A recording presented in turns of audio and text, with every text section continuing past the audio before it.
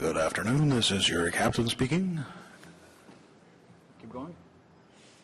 Okay, we'll need 30 seconds. 30 seconds for a microphone test. Hello. You don't have to speak for 30 seconds. You just have to wait for 30 seconds. Oh, okay, gotcha.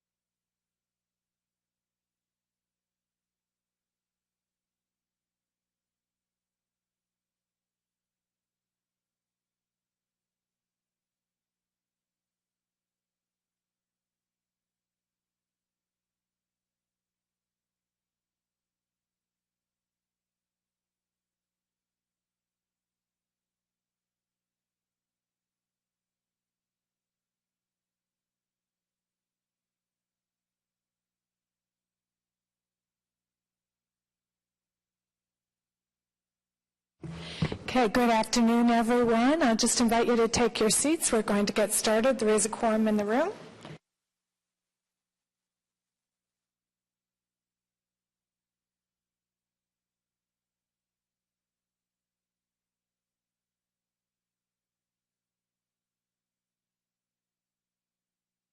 Good afternoon, bonjour à tous. I'd like to start today's Transit Commission meeting by recognizing not one, but two OC Transpo employees who have gone above and beyond the call of duty to help a fellow employee in need. As many of you know, this acknowledgement is part of the TransSecure program, which is a well-established community watch program on wheels. Whether it's reporting suspicious behaviors that lead to arrests or blocking traffic to shield wounded car crash victims, our employees are always ready to help those in need.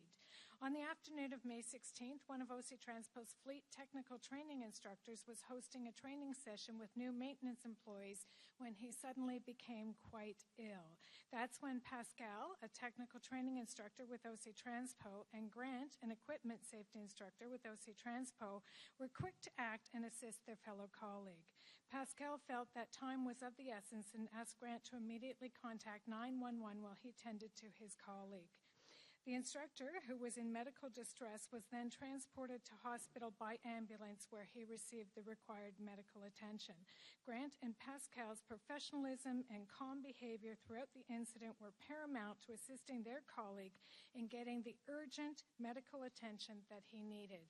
I am so pleased that Grant is here with us today. Unfortunately, Pascal could not be here, so Grant will also be accepting Pascal's certificate on his behalf. So I'd like to invite Grant to join me here at the podium.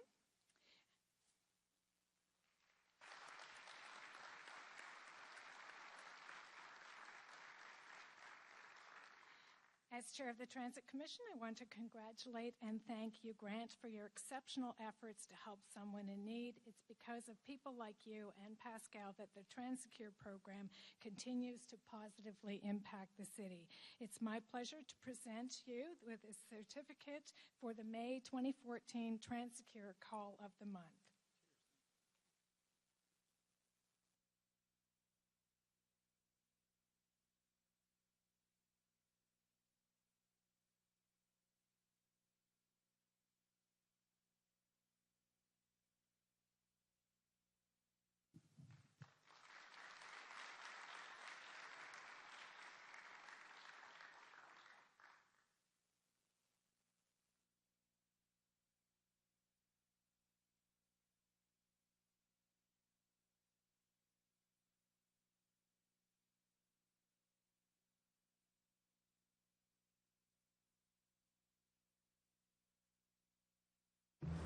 Just go through the consent agenda, starting with declarations of interest.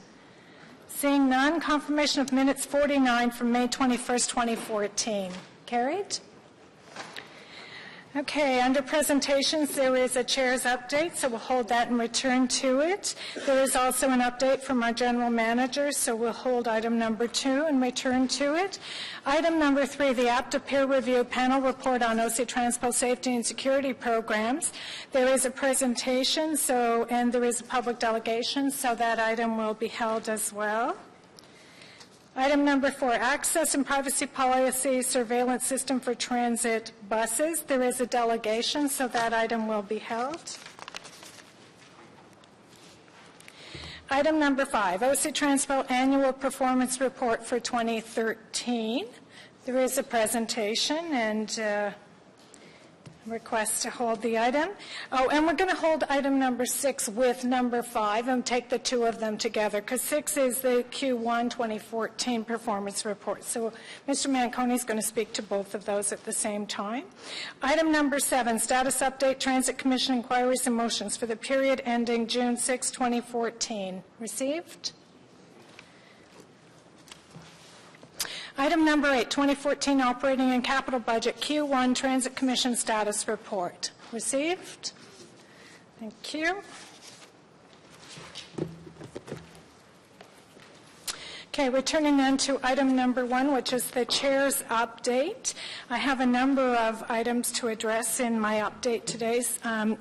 May 26 marked OC Transpo's 25th consecutive year participating in the Law Enforcement Torch Run for the Special Olympics. The Ontario Law Enforcement Torch Run is a community-based, province-wide event that sees the flame of hope carried across Ontario by members of law enforcement agencies from across the province. This event is to raise funds for and awareness of the Special Olympics movement in Ontario. This year, 7 officers from Transit Service and Enforcement Services participated in the 5-kilometer run alongside the Special Olympians and raised $900 for Special Olympics. On June 7th, as part of Doors Open Ottawa, OC Transpo took part in 2 extremely successful initiatives. First, as part of the Meet Your City Services initiative, OC Transpo had 4 booths set up where employees took the time to speak with the public and discuss the numerous services that OC Transpo provides. In addition, various vehicles, including a double-decker, transit law cruiser, and an OC Transpo antique bus were on display, and I'm told they were all quite the attractions. Secondly, almost 250 members of the public registered for one of 12 tours of OC Transpo's integrated Operations Center. The tours provided our guests with an insider's look into what happens behind the scenes. A highlight of the tour was visiting the control center, which is equipped with 9 stations that monitor live GPS information and 8 video screens that can access 402 remote cameras in order to monitor over 800 in-service buses. Visitors also had the opportunity to speak to transit law special constables and fare inspectors, as well as visit OC Transpo's Information Center, where over 300,000 calls for trip planning are handled each year. On June 11th, Mr. Manconi and I had the privilege of partnering with Youth Ottawa to honor our youth for their outstanding achievements in community service. These awards acknowledge youth that who have made a difference to improve the quality of life of those around them. While at the event, I had the honor of presenting the award for service and caring to a young man by the name of Osman Nakvi. Osman was recognized for dedicating countless hours volunteering and participating in community building initiatives. And I have to say, in his acceptance speech, Osman noted that he is a true fan of OC Transpo. As transportation continues to be one of the top issues for the youth in our region, hearing what they have to say is essential to help develop sustainable transportation for future generations to come. As many of you are already aware, on June 13th, Mayor Jim Watson, Councillor Bob Bennett, and Councillor Shag Kadri announced the addition of a new weekend summer bus service to Petrie Island. Starting this Saturday, June 21st, Route 198 will allow residents and tourists to make their way to Petrie Island to take advantage of the beautiful summer weather that our capital city has to offer. The implementation of this new service was a collaboration between Councillor Minette, the City of Ottawa's Park, Recreation and Cultural Services Department, and OC Transpo. Earlier this month, I attended the 22nd Annual Congress for New Urbanism Conference in Buffalo, New York. The Annual Congress for New Urbanism is the leading venue for New Urbanist network and collaboration and education. CNU members come from far and wide to discuss development practices and public policies, learn from recent innovative work, and advance new initiatives to transform our communities. Delegates from all over North America were in attendance, and I was thrilled to have the opportunity to speak about OC Transpo's decision to transition from bus rapid transit to a first-class LRT system, and all of the exciting work that we are doing in Ottawa as we embark upon the largest capital project in our city's history. On June 10th, OC Transpo's Peer Support Network accepted a Corporate Leadership Award from the Canadian Urban Transit Association. This award acknowledges the vital psychological first aid that the network provided to OC Transpo employees following the September 18th accident, as well as their significant ongoing contributions in support of OC Transpo's employees' mental and emotional well-being. On behalf of the Transit Commission, I'd like to send my deepest thanks to all of those members of the team. You have and continue to make such a difference in the lives of OC Transpo employees. In addition, the delegates from CUDA also went on a tour of the Confederation line, and we hear that it was very well received. And finally, later this afternoon, I will be attending the Senate of Canada on behalf of OC Transpo and in support of the Honourable Robert Runciman's Bill S-221, an act to amend the Criminal Code, Assaults Against Public Transit Operators. Bill S-221 amends the Criminal Code to require a court to consider as an aggravating circumstance the fact that the victim of an assault is a public transit operator for the purposes of sentencing. I see representatives from the unions in the room today, and I know that your members are anxious to have this bill passed into law. The bill sends a clear message that you cannot harm or disrespect our public transit operators, ensuring the safety and security of our customers and employees a paramount priority for OC Transpo and is integral to the business of providing safe and reliable transit service. I am grateful today to have the opportunity to impress upon the committee just how important this bill is to the entire transit community. I look forward to updating the Transit Commission on this initiative at a later date. And with that said, that is the end of my presentation. Are there any questions? Long, sorry. Yeah, it's a lot. Received? Received. Thank you. So I'll now turn the floor over to you, Mr. Manconi, for your update. Thank you, Madam Chair, members of the Commission. I have one update, and it deals with the O-Train expansion project. We're continuing our work with our rail implementation partners on the exciting work that's going on with the O-Train expansion project. There are numerous concurrent activities that are taking place, ranging from construction, operator training, testing and commissioning, system acceptance, and we're also mapping out all the system switchover logistics. While most of this work does continue to occur overnight to minimize impact to our customers, some temporary service adjustments will be required, ranging from a few hours to a few days in order to complete this important work. We're working very closely with our rail implementation partners to schedule the required service adjustments on weekends and during times when ridership is lowest and when the impact to our customers will be minimized. At any time that service is temporarily adjusted, the replacement 107 bus service will provide parallel service to the O-Train corridor and serve the stops adjacent to all O-Train stations. The late-night service adjustment that we implemented will continue until the expanded service is in place. And again, a reminder, we will provide 107 bus route coverage during that period. It's also important to note that we will have to shut down the system for a few consecutive days as we transition from the current system to the new expanded system. And we don't know the dates of that, but when we do know the dates of any of these adjustments, we'll communicate them through our normal channels and ensure our customers are well informed well in advance. And I'd like to take the opportunity to thank our customers for their patience throughout this expansion project. I know they're excited, and staff and everyone is excited about what this project will bring for the customer experience, including an expanded customer capacity, reduced waiting times, improved comfort, convenience, and service reliability. And it is also critical to our strategies, mitigation strategies for the construction of the Confederation line. Thank you, Madam Chair. That concludes my update. Thank you very much, Mr. Manconi. There is a question. Commissioner Regley. Manconi, this is not related to what you just said, but more related to your role, and you're here. So the question is, I want a quick follow-up on the incident that occurred on the Transitway over the last number of days where we had part of it essentially fall into the Transitway. And I'm wondering what steps have been taken so that we know that the balance of the Transitway is safe and that sort of thing isn't going to happen again. Yes, Madam Chair. As you saw by my updates, we quickly mobilized our response. The lead on this now is our engineering team reporting through to Mr. Newell. They had a structural engineer inspect the location immediately. Just to give everyone some comfort, it was not the retaining wall, it was the facade of the retaining wall. That team has been instructed to ensure that they inspect the entire section that has similar type of installations. So Mr. Newell is the one that would be providing an update, and we can certainly follow up with him if you'd like to give you updates as they come. Thank you, Commissioner Regley. Commissioner Hobbs. Thank you, Madam Chair.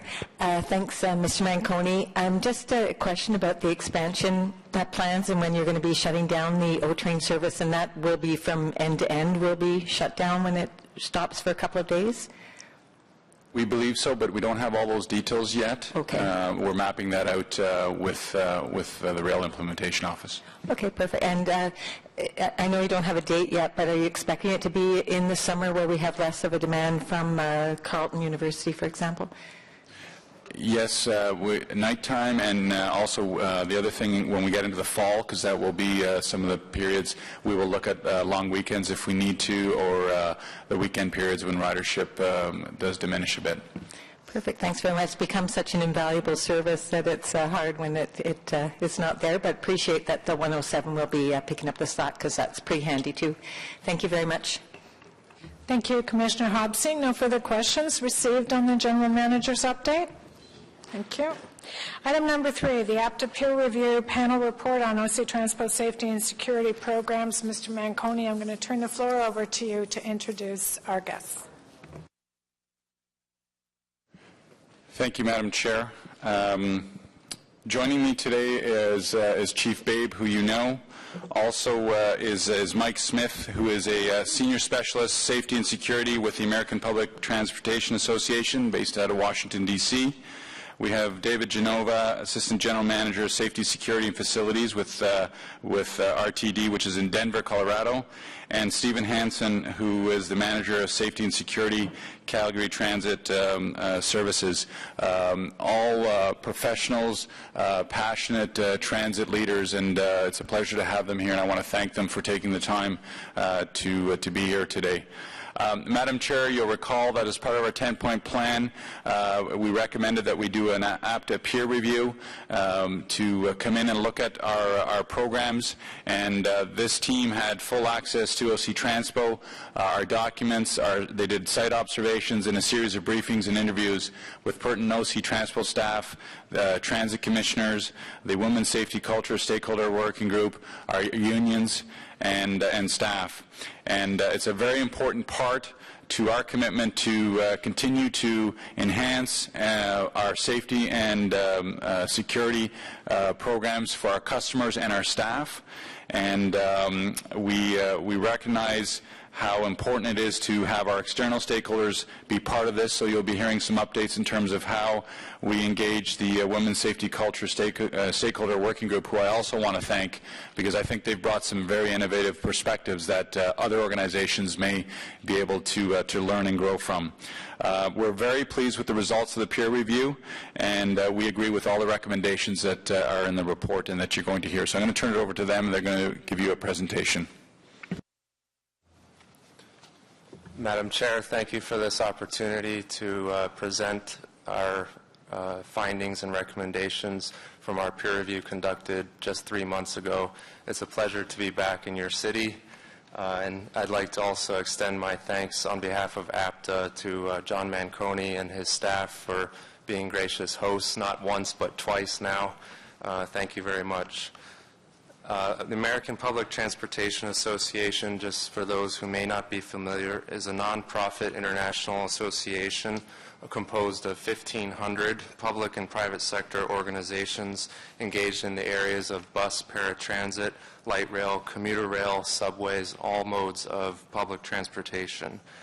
Our membership covers, therefore, a wide range of areas of expertise. We have folks in operations, safety, planning, design, construction. We have members who are finance firms, researchers, members of the academia community, other transit associations at the state and local levels. And just of note, more than 90% of the people using public transportation in the United States and Canada ride APTA member systems. As a further way of background, APTA's peer review program for many years has assisted public transit agencies who are our members, and we're delighted to have only 2 of the 3 panelists who were chosen from our peer agencies were able to attend this meeting, and we are delighted to be here to share our findings and recommendations with you. I'll just go into some brief detail for the two gentlemen, the one to my left, one to my right. Mr. Dave Genova is to my right, has participated in 10 peer reviews as part of his membership tenure within APTA. He has 20 years of experience in transit safety and security. He serves currently as the Assistant General Manager for Safety, Security, and Facilities for Regional Transportation District in Denver, Colorado, and wearing his APTA hat today. He is also representing our Rail Safety Committee, one of over 110 committees within APTA. He serves as the chair of that committee. To my left is Mr. Stephen Hansen, 25 years of experience in the transit industry. He is currently Manager of Safety and Security for Calgary Transit. He also serves other roles at the association and with standards development. Particularly, he serves as the industry co-chair for Transport Canada's Steering Committee on Security Standards Development. While this was his first time serving as an industry partner on the peer review process, he has been on the receiving end for our peer review services 3 times for Calgary Transit. The APTA peer review panel was convened by Mr. Manconi in March, as you know, and in general, we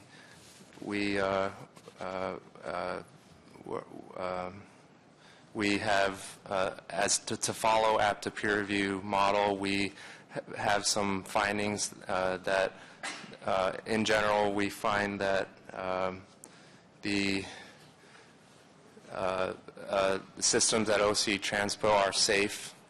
With that said, we feel that it is important to relay some findings and recommendations for their consideration, and we understand that they have welcomed those recommendations, and we look forward to being continuing partners in that process.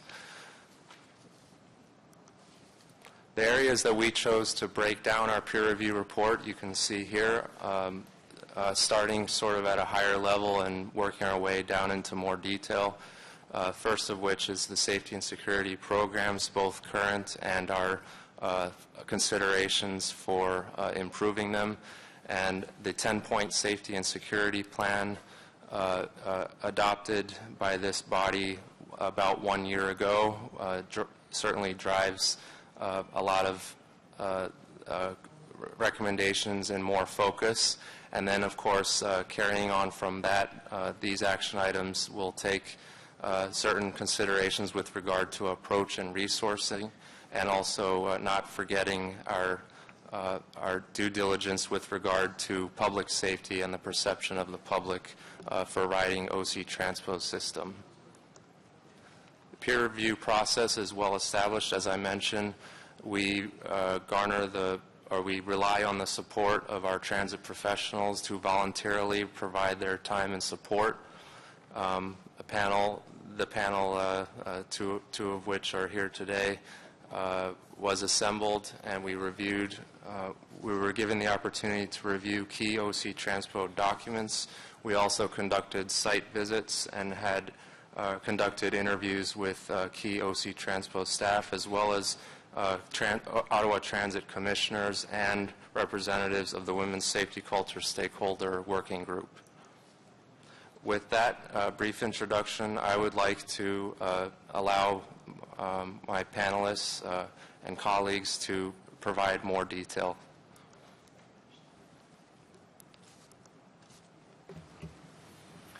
Good afternoon, Madam Chairman. Just like to start off with a few opening comments. There you go. Okay. So good afternoon. I'd just like to share a couple of introductory comments before moving on to some of the specific observations and recommendations from the review. First, the peer review panel would like to acknowledge that OC Transpo has undertaken a number of significant steps over the past year to strengthen its safety culture and to move toward the establishment of a comprehensive safety and security program. It's important to continue to build on what is currently working well at OC Transpo. One example of this is the OC Transpo leadership team's philosophy of learn, grow, and improve. The willingness of OC Transpo to open its operations to an independent industry review is a reflection of that philosophy and demonstrates a commitment to improving system safety. So some of the observations that the peer review found was that there is a clear dedication on the part of OC Transpo staff to enhancing public safety. Some examples of this includes de-escalation training for operators in dealing with fare disputes, as well as for special constables in the conduct of their duties, as well as publicizing the Safe Stop and Night Stop programs. Both the 24-hour Transit Law Communication Center and the Transit Operations Communication Centers provide a foundation for OC Transpo operations in responding to incidents in a timely fashion. Other examples include opportunities to engage with both external and internal stakeholders and communications. Social media is becoming an increasingly important tool for transit agencies to communicate with customers. OC Transpo has a social media monitoring program that includes written escalation protocols to address potential threats and to communicate with customers. Some of the other things, and I'm just going to touch on some of the highlights rather than addressing all of the points, but we were impressed with the collaborative working relationship that OC Transpo has established with its unions. It's somewhat unique in the industry where you have management and the union working so closely together to address issues of common concerns. We will also want to acknowledge OC Transpo's implementation of their walk and ride and bike and ride program to increase visibility, both for the public, the riders of the system, as well as employees. And just to emphasize that this provides an important reassurance function for customers and it deters unwanted behavior on the transit system.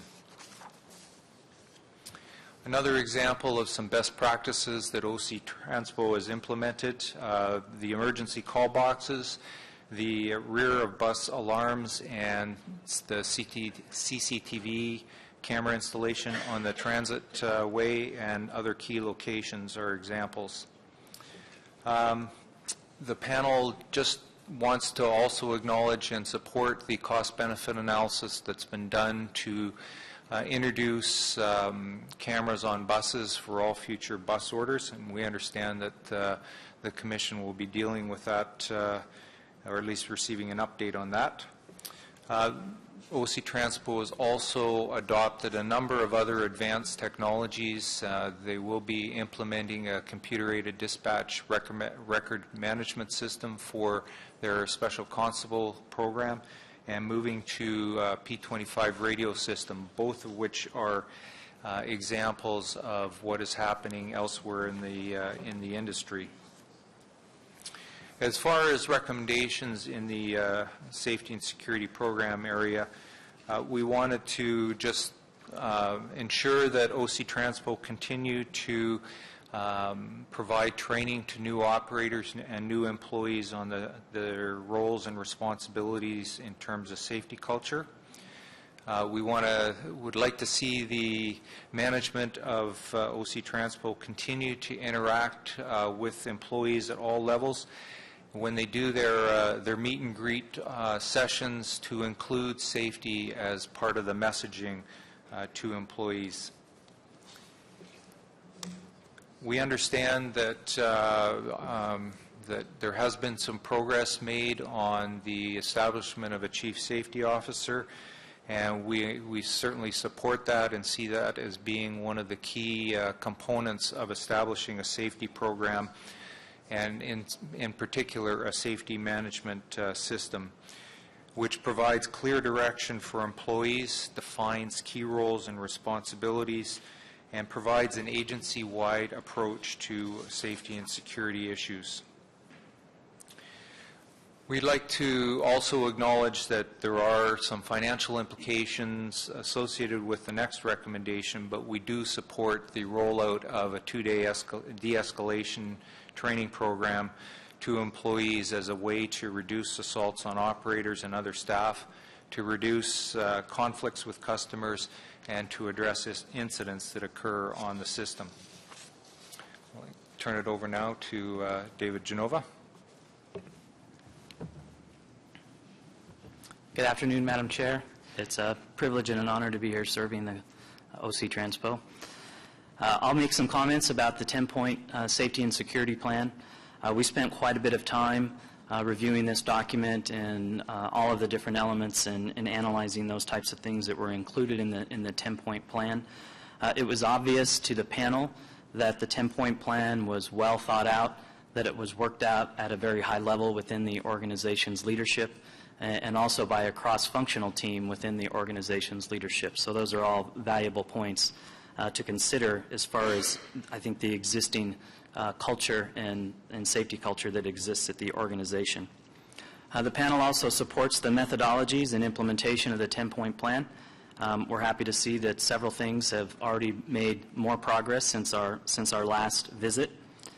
And we wanted to comment on the development and implementation of a safety lens concept, that it be applied to all service activities, programs, and initiatives. We think that the aspect of it, looking at everything the organization does through the safety lens, is a very proactive approach and also a sign of a very positive and maturing safety culture. We do believe that this safety lens can be further refined, and as in any organization, even organizations that have had a long history and good safety records, there's always room for improvement, and there's always room to mature the safety culture within that organization. So we do have a few recommendations.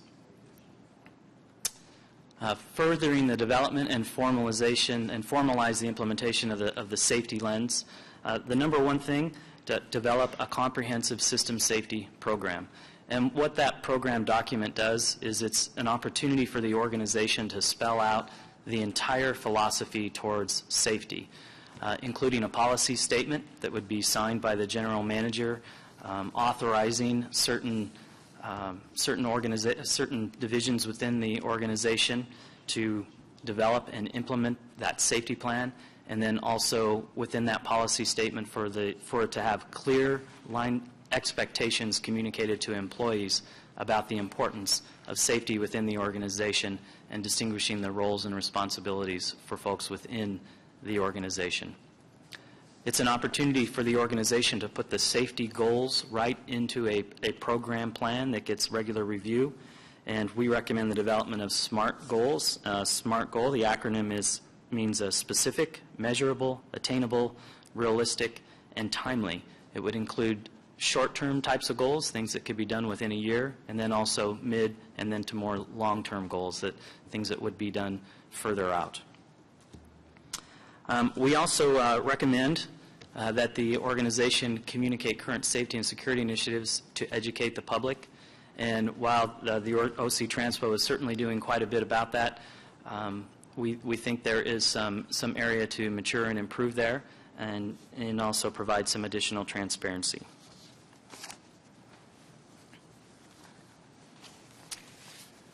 We spent quite a bit of time talking about this next recommendation and the next couple of them, and this whole notion of the messaging and this language of bundle and brand. So while we were here, we discovered that there are many very good internal and external facing elements and processes to mature the safety culture here. But one of the things that we did identify is there's an opportunity to integrate those internal and external facing elements a little better. And an example would be that externally, it's very positive that there's the Safety Culture Working Group, and that has stakeholders, public stakeholders on that group, and that OC Transpo staff participate on that group, and issues are identified and resolutions are reached, and that's a very good process. And then internally, and we saw, I think, an award given under it earlier this afternoon, is the Trans Secure program. So the employees, through our interviews, almost all of them talk about the Trans Secure program, but we don't think that gets much external facing with the patrons. So thus this terminology of bundle and branding, and we'll show a visual later on in the presentation that will provide a little bit more information. Next, I'd like to talk about one of the items in the 10-point plan was to expand the Trans Secure program to possibly include the Transit Watch program. And so here again I'll talk about the opportunity to really brand the message that you want to put out to patrons. And there's an opportunity that however you do this or whatever you want to do this to try to pull that messaging together in one cohesive program and call it that and brand it that. The idea would be, let's say that if we're either going to use Trans Secure or Transit Watch, is to just kind of settle on one of those so the communication is always very clear with patrons. So for example, widely in the U.S., the Transit Watch program is used on transit agencies simply for patrons to be able to we provide information for things that we want them to know about using the system safely and securely, and at the same time we give them information about how they can report back to the agency about things that they see out on the system. For example, if they're observing suspicious activity or behavior, or they want to report an incident or an ongoing activity, they do it through our Transit Watch program.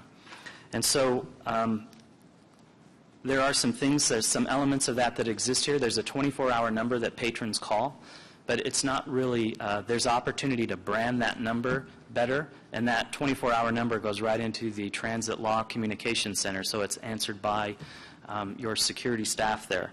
But again, there's opportunity to brand that as a hotline and work within this bundle and brand concept.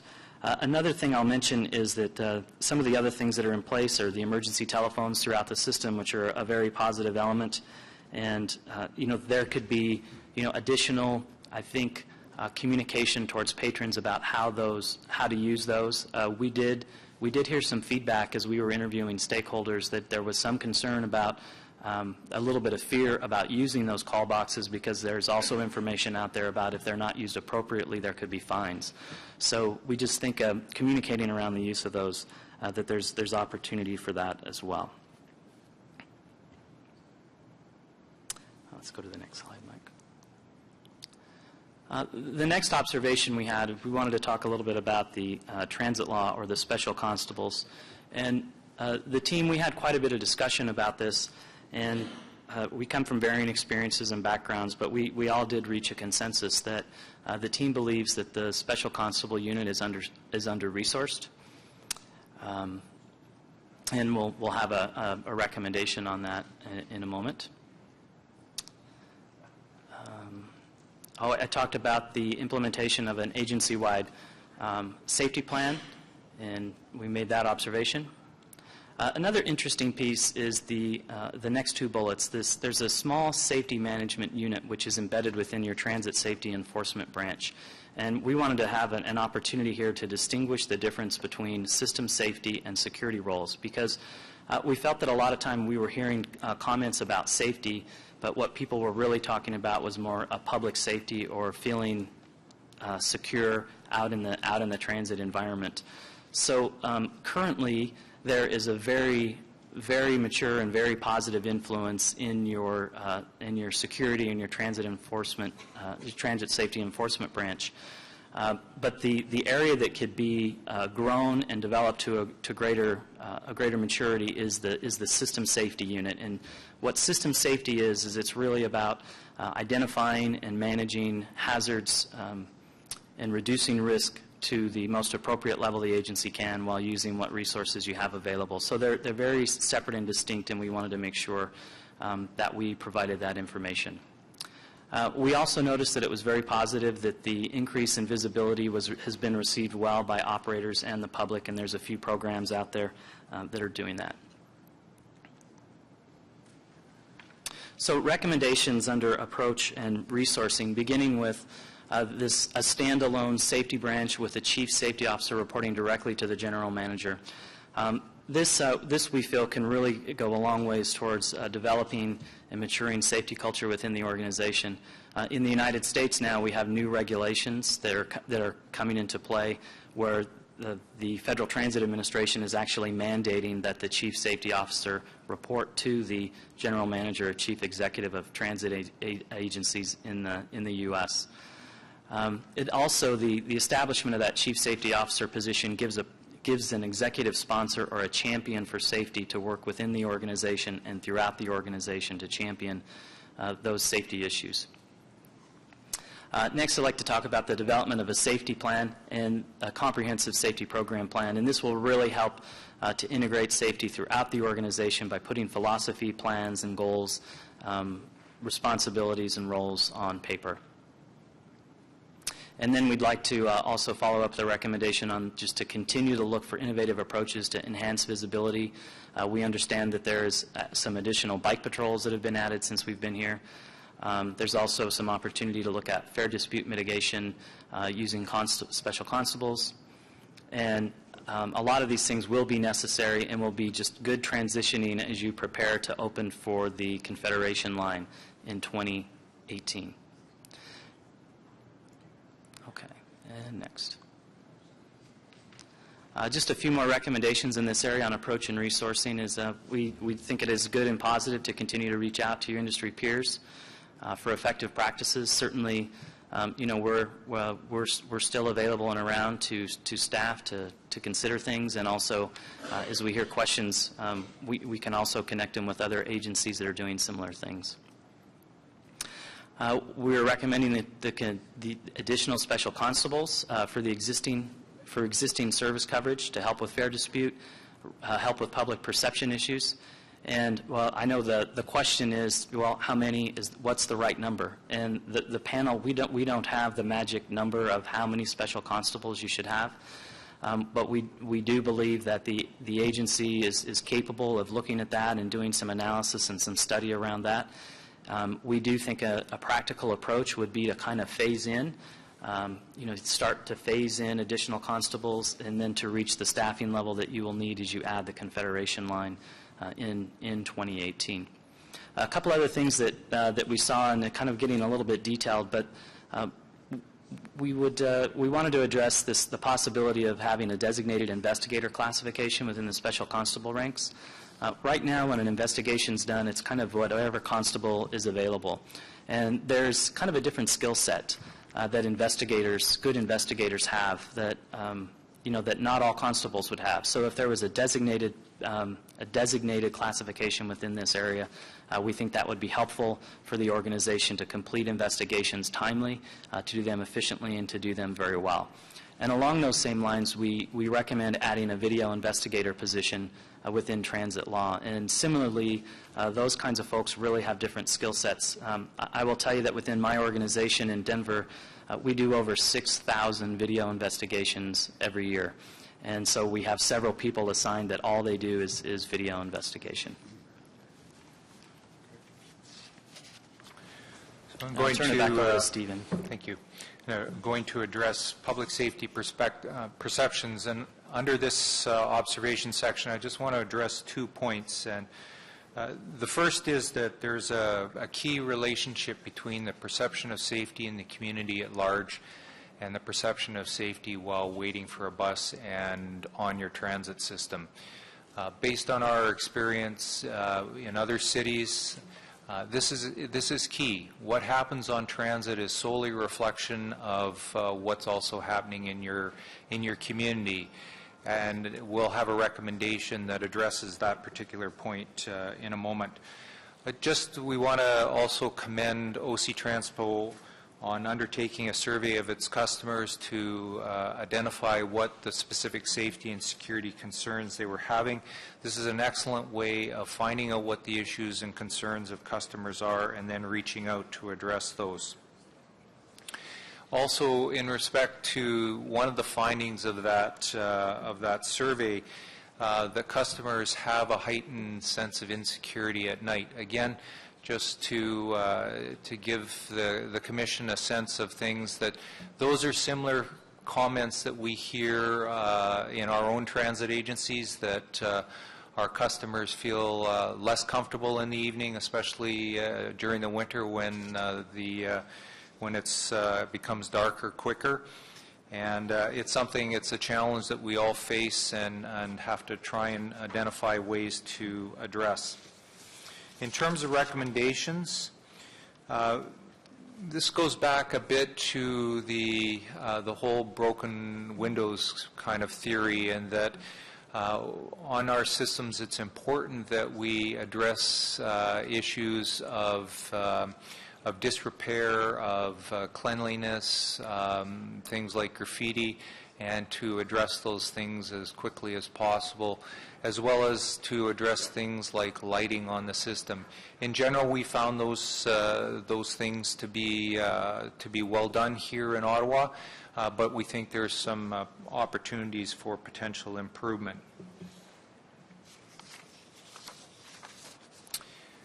Just moving to the next slide.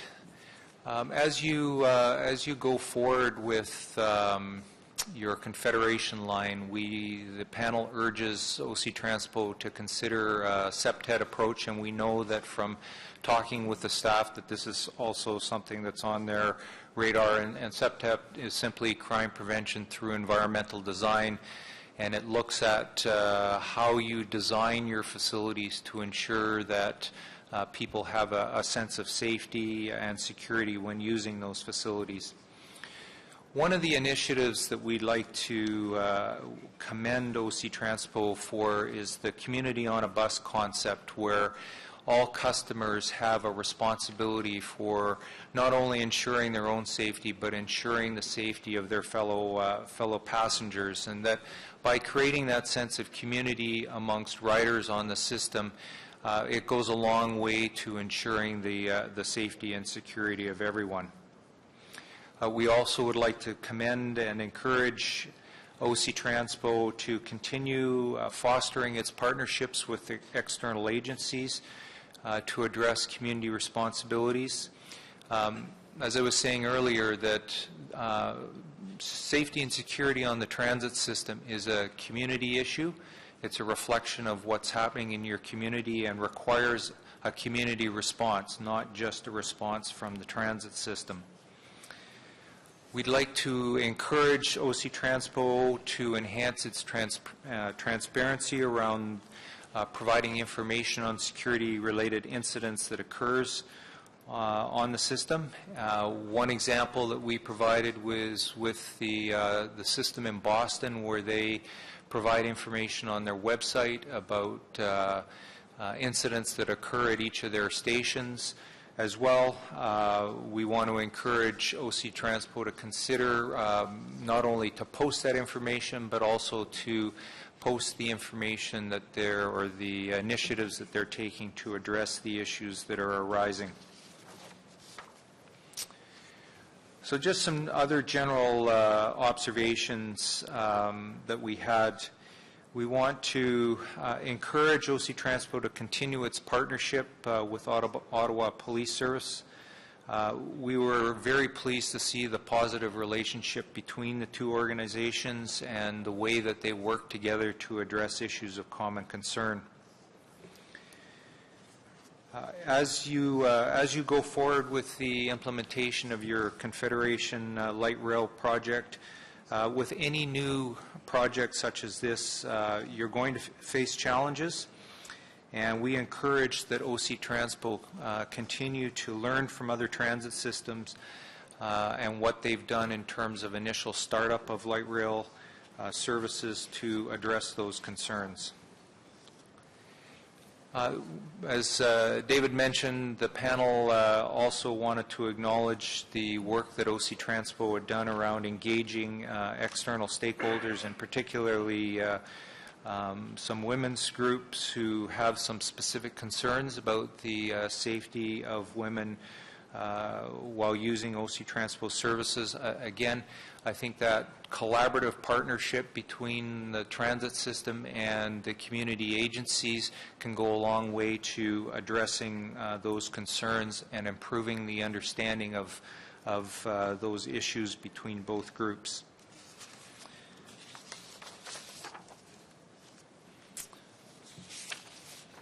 Let's move on to just maybe one or two other points, just in terms of the key performance indicators under the first bullet.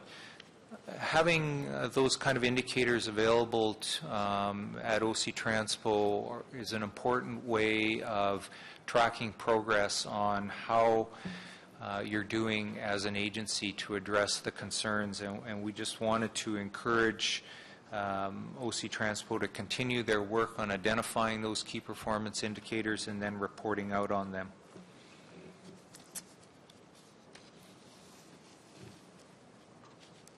And I think with that, that'll conclude my comments, and I'll turn it back to Michael to finish up.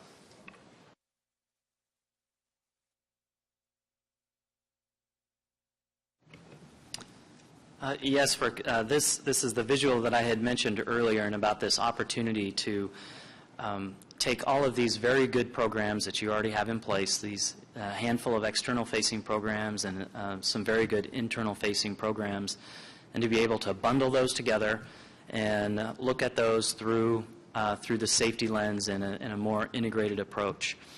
And at the very top of that is the Chief Safety Officer and the safety plan that would work as the champion to champion safety and integrate it better in the organization. And then the references to short, mid, and long are just, again, references to goals that could be developed during those time frames as you mature and develop your safety lens. A couple remarks in closing. The view of the panel is that in its observations and document review, OC Transpo appears to have a robust public safety and security program by industry standards, and it was clear to the panel that its leadership team is committed to the safety of all customers, employees, and the citizens of Ottawa. The panel encourages OC Transpo to develop a system safety branch and refine safety responsibilities, as was previously mentioned. OC Transpo recognizes the vital importance of engaging its external stakeholders, and that was clear to us. And the findings of this review are intended to assist OC Transpo in strengthening its operational and public safety strategies, and as I mentioned, the panel stands by ready and willing to assist OC Transpo as it moves to implement some of these recommended corrective actions. Excuse me.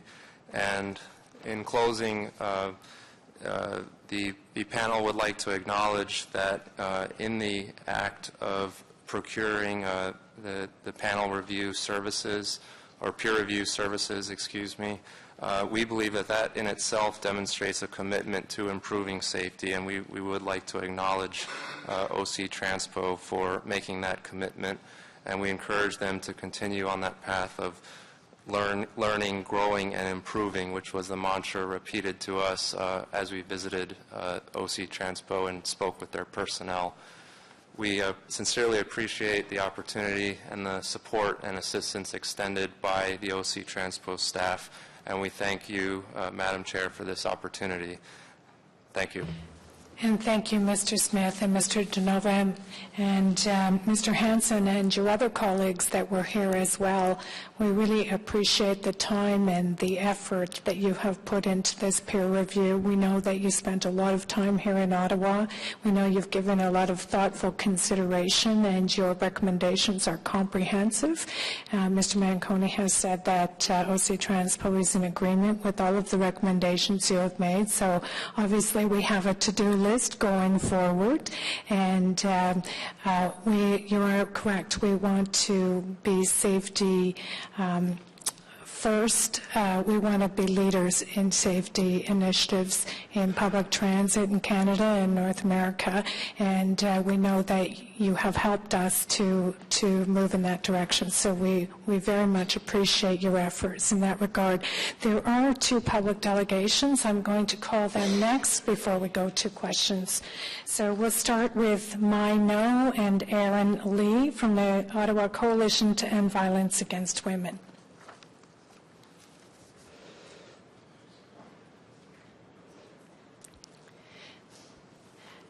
Good afternoon. You activate the button in front of you, and then you have 5 minutes to address the Commission.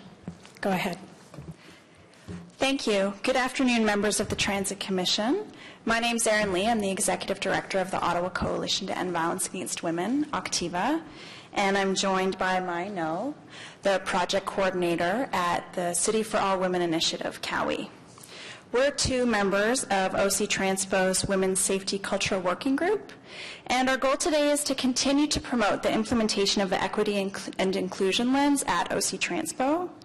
In the safety and security context, this means understanding and responding to gender-based violence and violence against women in particular. That is, making these experiences visible and the response specific and explicit. One of the organizations that we partner with and who's also a member of the working group is Hollaback Ottawa. And for the past 3 years, Hollaback has been hearing from women and marginalized individuals about their experiences of harassment and insult in public spaces.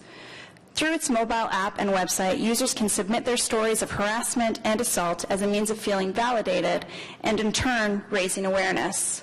Unfortunately, stories abound in regards to public transit. Riders have been leered at, groped, followed off the bus, and stalked while riding OC Transpo or waiting at transit stations. WISE, Women's Initiative for Safer Environments, who's also a member of the working group and one of our partners, has worked over the past 14 years with a number of women who have been sexually assaulted while waiting at bus stations, not to mention recent sexual assaults that have occurred around transit. We've had really fruitful discussions at the Safety Working Group and wish to thank David Pepper, James Babe, Keith Duncanson, and Juna Pem for convening the group. We commend OC Transpo's initiative to re-advertise existing services such as the Safe Stop program. Many individuals didn't actually know they existed and appreciated learning about them and now feel like they're able to use them, and that includes women in particular who now feel safer using those options. We're also really delighted that OC Transpo will be introducing an anonymous reporting system. It's incredibly challenging for someone to report an experience of gender-based violence, and having an anonymous system may make that more easy to do. The reasons why it's hard to report are very complex, but we know that some of that includes stigma attached or the fear of not being believed. We think this system will go a long way to help document and, in some cases, respond to instances of gender-based violence. I'll turn over to Mai. Good afternoon, Madam Chair. Our safety working group read with interest the APTA review of public safety within the transit system, and we did have the opportunity to discuss our concerns with the APTA review committee. We understand that this may have been one of the first times that organizations working to end violence against women and gender-based violence have been invited to contribute to a review of this kind. The opportunity to contribute to the review is invaluable, and we want to thank OC Transpo for ensuring that our voices were included. We encourage APTA to consider pursuing dialogue of this kind anytime it does its reviews and identify additional ways it can incorporate an understanding of gender-based violence into its work moving forward. And we'd like to speak in favor of the recommendations to enhancing OC Transpo's public safety within the transit system. In particular, we want to recommend that the proposed safety lens and all of the report's recommendations incorporate the equity and inclusion lens and its intersectional approach. This integration includes understanding and responding visibly to gender-based violence. Specifically, as an intersectional practice, we recommend that gender-based violence issues do not get lost in safety is for everyone and needs to be addressed in response to its specific and diverse communities. And further this, we'd also recommend that the Transit Commission prioritize the recommendation to promote the community on a bus, social responsibilities of watching out for customers, and ensuring everyone is safe. This should include explicit messaging that will contribute to the prevention of gender-based violence and violence against women in particular.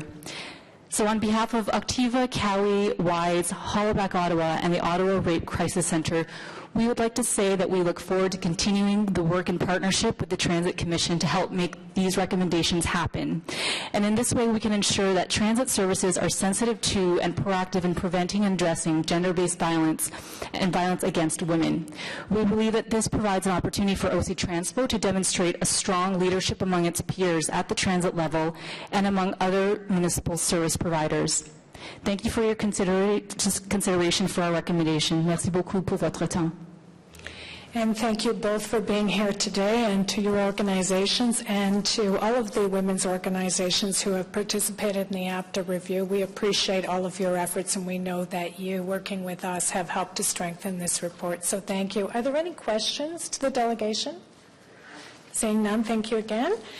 Our next speaker is Chris Bradshaw.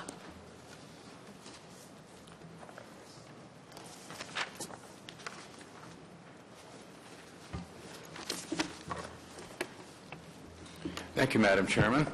I've appeared a number of times before the Commission. I am speaking as an individual this time. I am winding down my involvement with the Ottawa Seniors Transportation Committee at the Council on Aging. But I will speak on a matter that's very related to it. I have been involved in safety and security issues for some time from the pedestrian point of view.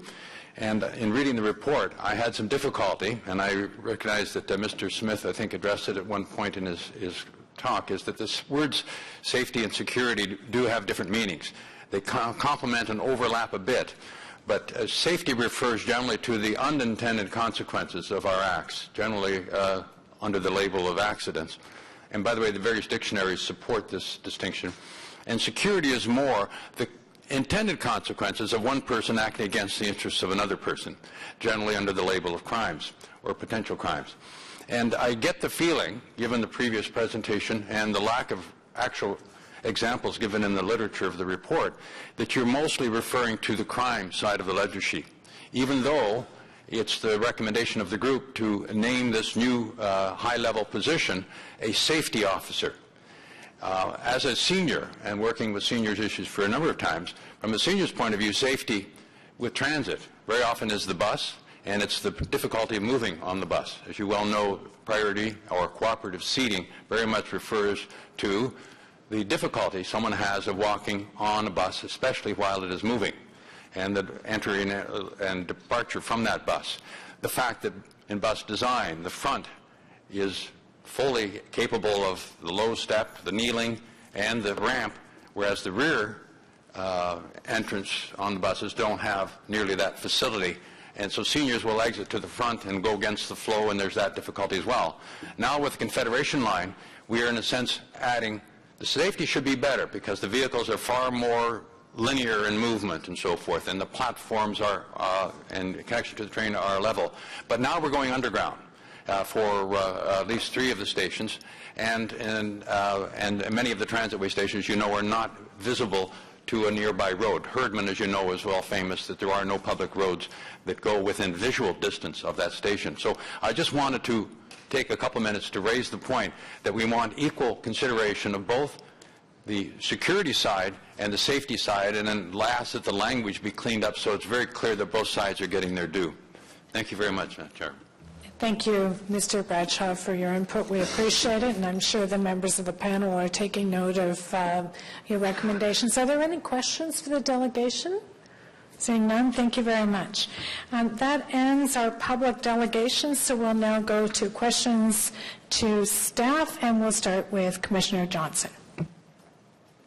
Thank you, Madam Chair. I echo your thanks of the panel for this report. We sincerely appreciate you taking the time to do such a comprehensive review of our safety and security program. I do have some clarification questions, mostly centering around pages 16 and 17 in the report. It says, as was presented, that the Special Constable unit is, quote, under-resourced, and makes reference to a call for additional personnel there. I wanted to clarify, in terms of under-resourced, did you also look at the tools that Special Constables have at their disposal in carrying out their duties? Was this referring only to the number of personnel or also to funding for the various support mechanisms that go along with it?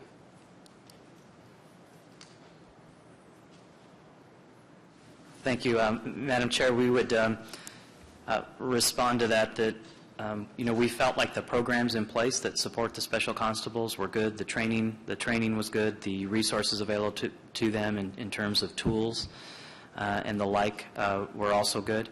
And so I think it was predominantly the under-resourcing would be in terms of number. Thank you for that clarification. And I was very pleased to see the positive words for the walk and ride program as well. In terms of the standalone safety branch that's recommended on page 17, I certainly see the merits.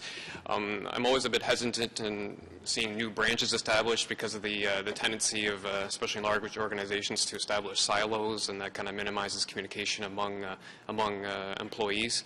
Are there any specific examples of other transit agencies that our panel could point to where such a move has proved beneficial for the organization?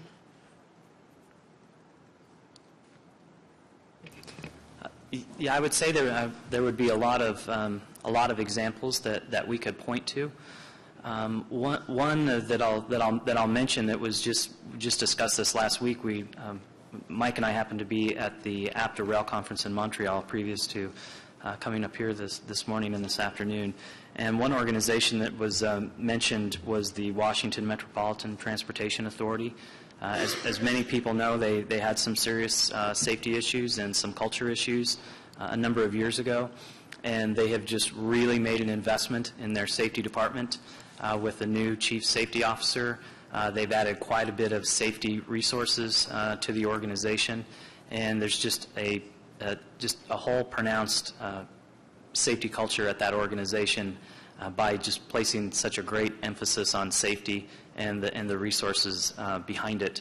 I would also say, in my organization, the department that I'm responsible for includes safety and security, and so I in effect am the chief safety officer for the organization, and within my structure I have a senior manager of safety that reports directly to me, and then a transit police chief that reports directly to me. And we've matured quite a bit from where I was originally the manager of safety and security. I had a security supervisor that reported to me. So just through the ability to create some of these key positions as our organization has grown and matured, we have been able to really mature in the areas of providing security for our patrons, and then also in our safety culture.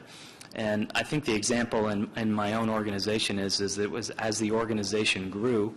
So when I started there in 1994 was when we first opened our light rail services. Before that, we were primarily a bus company. And so as our nature of services changed, and then just as we grew in size, we had to mature in some of those key positions, and it has been very impactful and working very well in our organization. Separating the safety from the enforcement help to focus the mandates of each side a bit more? Yes, it very much does, and I will make maybe I didn't make the comment clear enough earlier when I tried to talk about the distinction between safety and the distinction between security, and certainly the gentleman that spoke earlier, he had a good point to make. Safety, looking at it in a basic way, is just freedom from danger, where security is freedom from intentional harm or intentional danger. So I think what I saw on our visit here is that the security piece, or the law enforcement or the constable piece, is very, very well developed, and it's very solid, very good program. But the people that are assigned to do the safety function or the safety element, I believe it was maybe 3 or 4 individuals, and they don't report at a very high level. So it's very challenging for them to be effective from the place that they're currently embedded within the organization. And just the fact of, taking that safety function and elevating it to a higher level of reporting to work across the agency with peers throughout would do very much to mature your safety culture within the organization. Thank you for that context. Later on, still on page 17, when we speak about repurposing the FAIR bylaw officers, what exactly was meant by that?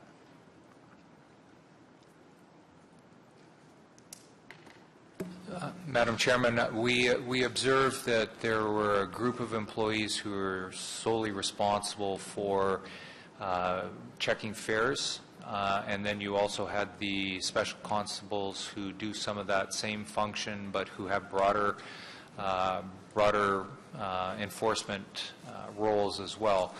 Our suggestion for OC Transpo's consideration was eliminating the folks who simply check fares and expanding the number of special constables that have that capacity to not only enforce fares but also to deal with other enforcement issues that occur on the system.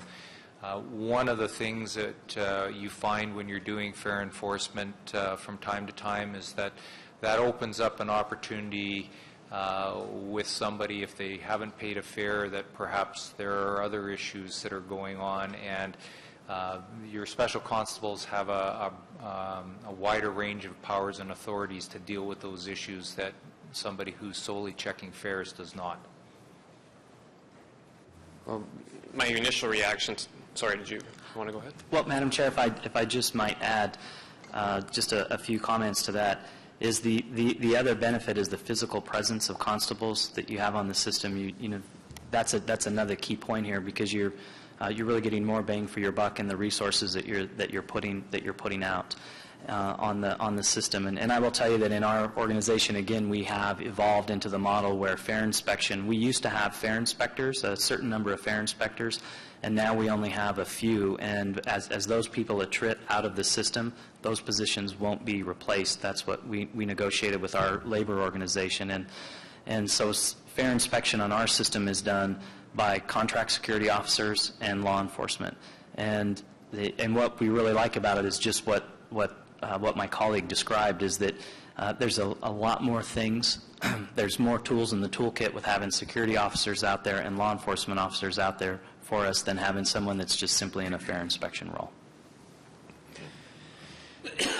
Yeah, I would say to that, I suspect many of my colleagues around the table might agree, at least as an initial reaction, that well, the fare inspection officers play a certain role, whereas the special constables have bigger fish to fry in terms of safety and security. They do assist in the fare enforcement, but in terms of the resources per person, there's more outlay required for special constables, and there would be the argument that the special constables should focus on safety and security. The fare inspection officers are more than capable of doing what they are doing at present. It sounds to me like you might be proposing to, in terms of the numbers of fare inspection officers now, totally adding to the special constable force such that the total number of safety and security personnel on that would be on the transit would surpass the current number. Is that accurate? I would say we didn't get into that level of detail of analysis. There's no specific recommendations in terms of how much you would like to see an increase in the special constable force? That's correct. The panel did not provide a number or a quantity. We simply just identified that the area was under-resourced, and that our recommendation was for the organization to study that and determine what the appropriate number would be. Sure, that's a discussion for another day for us. Mr. Manconi, did you want to add something? Yes, Madam Chair, if I could, just a couple of elements. The other element that you need to apply to this is LRT and the details associated with LRT. You approved we're moving to a gated system on your LRT, and same with the O-train, and so we're moving away from proof of payment. So that's a key driver in terms of what those roles of those fare inspectors are and what they should be in the future. And so that's a critical component. The other thing on the Chief Safety Officer, and everything comes together in terms of the context of what's happening with LRT, is that we're a self-regulated rail system, the only one in Canada. And so when the panel arrived, they were talking conceptually about the chief safety officer, and we told them we're already moving in that direction. So it aligns perfectly. It's a bit of a coincidence, but both the chief safety officer and the dialogue that we need to have, because I have committed to the union leadership team that there needs to be a dialogue with them and yourselves on where we go to in terms of the context of numbers on the special constables, and any dialogue of repurposing needs well thought out, good dialogue with that, with the union leadership team and obviously yourselves and senior management. All right, I appreciate that context as well. I think we're on the same page. Just one final question. This is probably also for OC Transpo. On page 20, there's a reference to saying it would be beneficial to send staff to other systems to cross-train and learn effective practices in safety and security, particularly those with LRT. Obviously, this is very important going forward towards the Confederation line, but is there not already some cross-training that's going on with our under the enforcement branch? I know with OPS, but is there any other exchange with other systems across Canada? Yes, Mr. Babe is involved in cross-training and also cross-learning. Mr. Scrimger just hosted a panel over in APTA. I've been involved in things through CUDA with my board of director role. The chair has participated in numerous working committees, and we have staff that we host, and we also go and see things. I know our fleet team just did an exchange with other jurisdictions that have double-deckers, so we're doing it in all areas. I think this comment speaks to do it and do more of it as you can. Obviously, you need to be able to afford that because there are expenses with that. I apologize. I was specifically referring to special constables and fare inspectors. Could Mr. Manconi expand a bit on cross-training going on in terms of those personnel? Yes, Madam Chair. I'm part of a committee that I organized with Go Transit, where we've transit law enforcement leaders in Ontario, and we meet quarterly with TTC, York Transit, Go Transit, and ourselves. And we are certainly working on cross-training opportunities within those four organizations in Ontario among special constables. It's still in its very early stages, and in the future we'll have some more information for you, Madam Chair. Thank you. Thank you, Commissioner Johnson. Commissioner Eglite. Thank you, Madam Chair. I'm still trying to wrap my head around a little bit the chief security officer versus the chief safety officer. So as a base, can we accept Mr. Bradshaw's distinction in terms of the two terms? In other words, safety is about things that are unanticipated, about accidents, that sort of thing, and security deals with the crime side. Is that a safe place to start the discussion? Yes. Okay, so if that's the case, I'm assuming that under your current structure, there's a group of people that report somewhere down the chain to Mr. Babe in terms of the safety of the system. Is that accurate? They report to Mr. Babe, and they do general safety, health and safety initiatives. Also dispersed throughout the organization are people whose portion of their job looks at safety. So Mr. Greer and Fleet has fleet engineers that look at some of the safety components that we're talking about. Mr. Scrimger looks at bus design. What this group is saying is you may need to pull those together and strengthen that unit, or give them clear delineation and clear accountability to a chief safety officer that reports in through to myself. So are we talking about taking existing resources, and by resources I mean people, and professionals within the organization and pulling them into a separate department, or are we talking about going out and hiring additional people to bolster a feature of the organization that you don't think is working the way it should? The chief safety officer will be a new position that I have authority to proceed on staffing, and we're actually proceeding with that. There will be a host of staff that will then be bundled from existing pools and report into that structure. And we will see, as I've noted in the report, then we'll look at whether or not we have a gap in that area, and we will overlay our transit affordability lens and our safety lens to both requirements and bring those forward through our budget process. So, but what you're saying here today is you're already in the process of looking for a chief safety officer, that you can accommodate his or her new position and compensation out of your existing budget? Correct. I have a vacancy that I have frozen, and I will fund that, so I'm not asking for any new resources. But you may be next year in terms of what the recommendations are in what other pieces should make up this department? Correct. Our plan is to take this report, work with the stakeholder groups, because we want to reach out to seniors group, we want to reach out to other stakeholders and prioritize the work that needs to be done, and then we will bring forward through our normal budgeting process if there's any gaps that we need to close. We will also overlay the LRT program in our plans on that in that regard. Now, is this going to be a two-pronged safety officer? And in that sense, what I mean is, are they going to look at the safety of the riders, but they're also, in effect, going to be in charge of monitoring health and safety issues for our employees? Yes, and other things, including emergency response. So when you hear the acronym Safety Management System and Security, it's an integrated role. They're going to look at the whole program across the entire organization, from the customer lens, from the employee lens, from the emergency response lens, from the CVR, our registration of our vehicles, all those elements. And when we're looking at this new position, are we looking at the new position in the sense of the same level of authority or rung in the organization, if you will, as Mr. Babe? Is it going to be a parallel position? The position needs to be high at the level that it comes direct access to myself and has the authority to implement, to understand, and to execute without having to go through any other layer of bureaucracy to implement what he or she sees as either a legislative requirement or, when we move to LRT, a regulatory environment, as we're self-regulated, and that is a very different environment, and also the Transport Canada regulations as they pertain to the O-Train and our federal requirements as they pertain to our bus and para operations.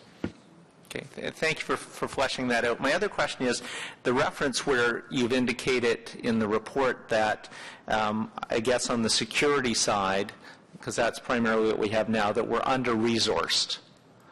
And yet you've been asked what the right number is, and I believe the response was you didn't go that far. Is that correct? That's correct. Because I'm wondering how you determine that we're under-resourced if you don't know what the optimum number of resources is. I don't know how you make that leap. Madam Chairman, maybe I'll try and address that question. And I appreciate it because it's something we certainly chatted about. Rather than recommending a specific number, we suggested a tool that's been developed by the Federal Transit Administration in the U.S., which allows you to put in a variety of variables or components of your system here in Ottawa. And it includes everything from what type of system you operate, whether it's exclusively bus or it includes rail, the hours of service, the area that is covered, the number of employees, the hours that the special constables work in terms of how much coverage they provide. You input all of this information into this model, and it will generate some various scenarios for you that will recommend staffing levels. And it relates back to, again, the variables about your specific system. I can comment a little bit in terms of Calgary's experience. We're roughly the same in terms of ridership. We have a light rail system, of course, so we probably have a little bit more ridership on our light rail and less on the bus. We currently have 97 peace officers, which are the equivalent of the special constables here in Ottawa. In Edmonton, again, their ridership's a little bit less than either Calgary or Ottawa, and I believe their number of peace officers is in the range of 70, and they're looking to increase that number. So it's a bit difficult. You have to understand the local conditions, the local requirements, the types of powers and authorities that the special constables have here in Ottawa are different than what we have in Calgary or Edmonton. As well, the responsiveness that and the relationship between OC Transpo and the Ottawa Police is different. They have a different memorandum of understanding with the police of jurisdiction here than we have in Calgary. So all of those things need to be factored into consideration, and I know that budgets are always an issue. We face them, and you do the best you can with the resources that you have. And I know that in talking with Jim and with John, they understand what the issues are, and they'll be using this model and coming back to with a request in the future. So if I can sum up then, you haven't done the modeling, but what tweaked you to the fact that we may be under-resourced is that other cities of similar size have more employees doing the same job. Is that fair to say? Yes, it is. But our circumstances may be different at the end of the day, based on what John and his team end up with as a result of the modeling. Yes, it is. Okay. Thank you. Thank you, Commissioner Egla. Commissioner Ron. Thank you very much, Madam Chair. Thank you again. I'll echo everyone's comments. Such a useful and important report, and thank you very much for the presentation that provided some interesting and useful additional details that weren't said in the report. So thank you for that. This is certainly going to be very helpful to us looking at our safety and security lens moving forward for many years to come, I think. So one of the common messages when we initially went through the report is a focus on more communication, I think, and messaging, either consistent branding or messaging, and more of it with the public seemed to be a common recommendation. And also increased transparency. I thought that was an interesting one. Transparency, I believe, of our process, another recommendation. And I'm wondering, obviously, the report obviously has been digested and will be being digested and moved forward upon, I think, as we go forward. But I'm thinking right now, given that there seemed to be this this consistency of communication and transparency recommendations, are there, given your expertise and your experiences in other systems, and now with your relatively new knowledge of our system and how we operate, are there one or two specific items that we could take from this in terms of what should we be doing in terms of our communications, and how can we be more transparent that we can take out of today and move forward on?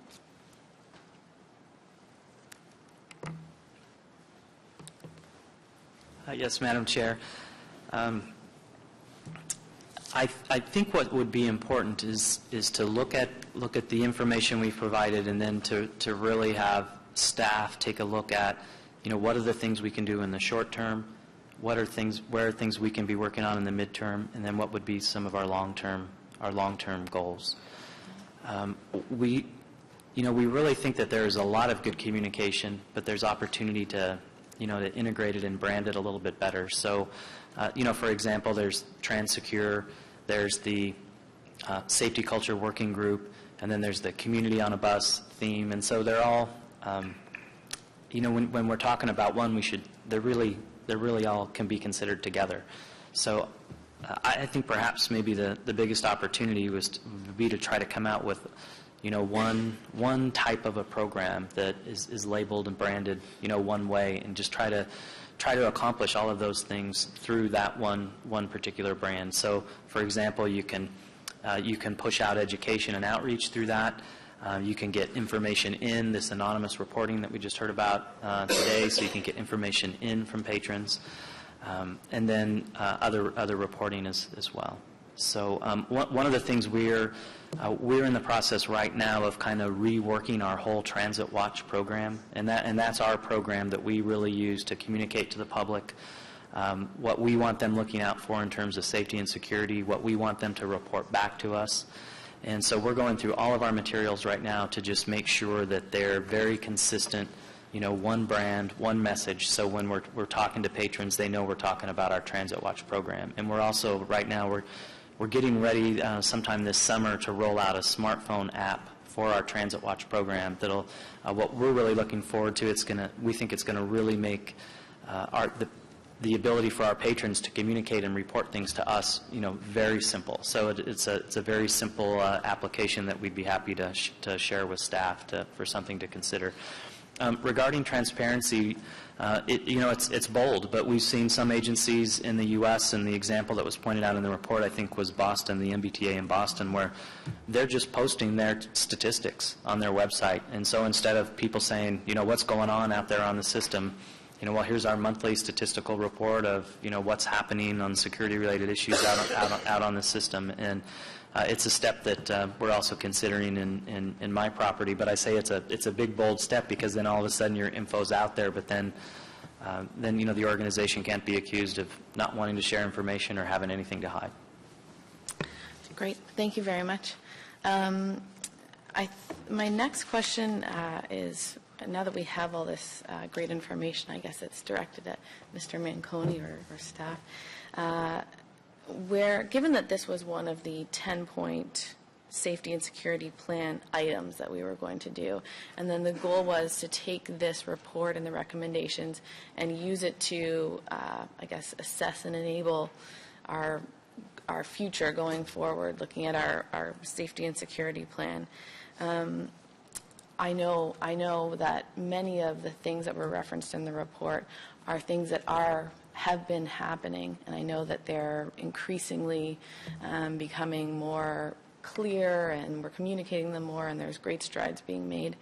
I'd like to know if we are going to, or if we can expect, or more specifically when we could expect to sort of have a report back or have an update from you on what we have done and where we're going with this, because I think we now have it and it's in our minds, and it would be great to sort of reevaluate where we started from with our 10-point plan and how we're readjusting and changing sooner rather than later. Yes, Madam Chair. In terms of what we're going to do with all this, we certainly are going to proceed and implement things that are no cost or low cost that we can implement. A great example is the online reporting. Mr. Babe's already moving on that. We're working with the women's group. We're looking at the apps that have very soon been launched. We think we can do those well, but we need to make sure that we have all the internal systems in place. You don't want to just report and not be able to do anything with the data. So we're going to implement the no cost or the low cost, and we're going to prioritize everything with the working groups that we've established, and I'd be happy in my GM updates to give you updates as we progress rather than wait for a big report. I think we want to keep the ball rolling. Everything is aligned to the 10-point plan, and we committed to the community and to our stakeholders that we want to keep the ball rolling. So if it's acceptable to the chair and the commission, I would give you updates through my normal GM updates, and certainly when we launch new initiatives, we'd let you know. That would be great. I think that real time coming back to us as opposed to a formal report would be excellent. Thank you. Okay, thank you, Commissioner Wan. Seeing no further questions, and in the interest of time, because we're going to have a quorum issue in about half an hour from now, I'm going to wrap this up. And again, thank you, Intel Denver. We appreciate their efforts, and Calgary as well. And thank you for being here, and your colleagues as well, and for all your work. We truly, truly appreciate it. Thank you. And received on the report? Received. So we'll move then to the Access and Privacy Policy Surveillance System for Transit Buses. And there's no presentation, but there is one delegation. So I'll call Craig Watson, President of ATU Local 279.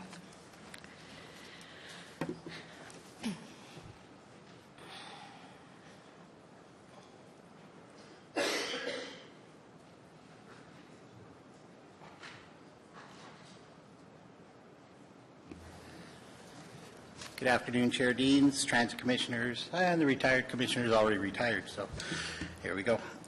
Just wanted to be clear on the ATU 279's first priority is safety of our drivers and the safety of the riders. And we want to work with the committee and to improve safety so our members can feel safe. The biggest concern we have with the proposed city policy is that it's not exactly focused on safety. If the focus was on safety, we would see a focus on recording and saving information related to criminal acts, such as assaults on drivers, and getting the information to the police as quickly as possible. Instead, the policy makes it clear that cameras will be used like nanny cam for operators, collecting information to be used against them at labor arbitrations. The policy doesn't even limit being recorded to when there's an actual problem, but allows management to record employees when they're feeling suspicious. The purpose for collection is in the current policy are so broad that there are no real time limits when a recording can be made. The policy allows for near constant surveillance. Imagine if the city were to set up cameras in every customer service desk or to require bylaw officers, police, or paramedics to wear vest cameras and have cameras in their vehicles. Everyone would agree that such measures intrude too far into employee privacy. A bus is an operator's workplace, and having a camera on them all day is no different. How would you do in your ability to concentrate if there was a camera placed in your office and you knew it would be turned on remotely at any time and started recording it, and you never know when it was on, when it was off, when the recording was being made, or who was looking at it? Again, Local 279 does support safety initiatives, but the current camera plan does too little for safety and too great a cost to operators' privacy. Last week, the Supreme Court of Canada again confirmed that individual privacy matters and is an important part of human dignity. And we want to put the focus back on safety, like other transit systems are doing. I had the privilege of being at CUDA last week, where a presentation was made on this topic. Brian Leck, the head counsel for the TTC, as well as CUDA's counsel, said that the Toronto policy that has been in place, and I believe since the late 80s or 70s, with cameras on buses since they've had them, works fine, and it deals strictly with criminal acts. If we look at some of the language across Ontario and also North America, Local 616 Transit for Windsor, the language is the employer at no time shall be allowed to use surveillance cameras to monitor the work of employees, and no information obtained through the use of this equipment shall be used against employees at any time unless such information constitutes evidence of criminal acts. When we move to St. Catharines, the Commission shall not use security cameras for discipline purposes of its employees. The only exception shall be in regarding an employee who may be involved in criminal activity or tampering of the video equipment, to which the case would be reviewed by the police, the Commission, and the union. When we look at Rochester City Lines in St. Paul, Minnesota, it says that they will not be permitted to use any audio or video recordings as a sole purpose to discipline their employees unless egregious conduct is observed during a video review. The union and employee will have a right to review the audio and video recording that is used for such discipline. Move to Guelph, Ontario. The employer shall not use the security camera for surveillance or discipline purposes of its employees. The only exception shall be if a complaint is received regarding an employee who may have been involved in criminal charges. The video material will be reviewed by police, the employer, and the union. And we look at the city of Peterborough. The employer shall not use video surveillance tapes to monitor employee performance. It continues on and on like that, folks. Brampton, even First Transit, who's one of the worst people in Everett, Washington, has similar language. You have to understand, we believe that the cameras are right. We believe the cameras should be on the buses. They should be there to monitor criminal activity. They shouldn't be there to monitor the day-to-day operation of my members. These people are working hard at their jobs.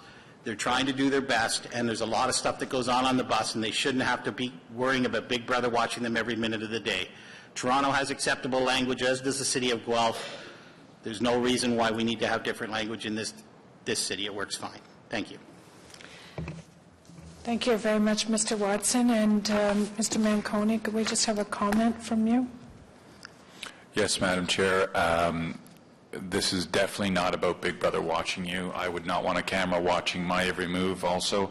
And as I've told Mr. Watson and all the members that he represents and the entire organization, this is about safety of our customers, our operators, And I will say it because there are cases where the operators need to be vindicated because it was not their fault. This is about safety.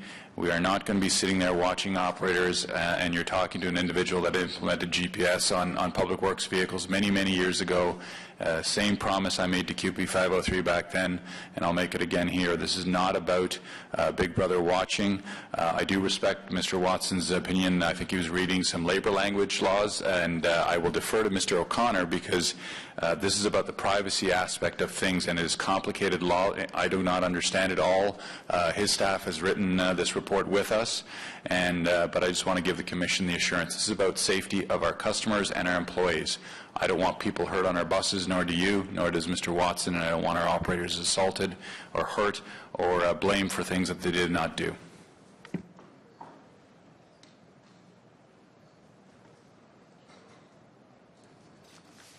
Madam Chair, the only thing I would offer at this point in time is to reiterate that the policy as drafted by staff and presented to the Commission is in compliance with both the federal and the provincial privacy legislation.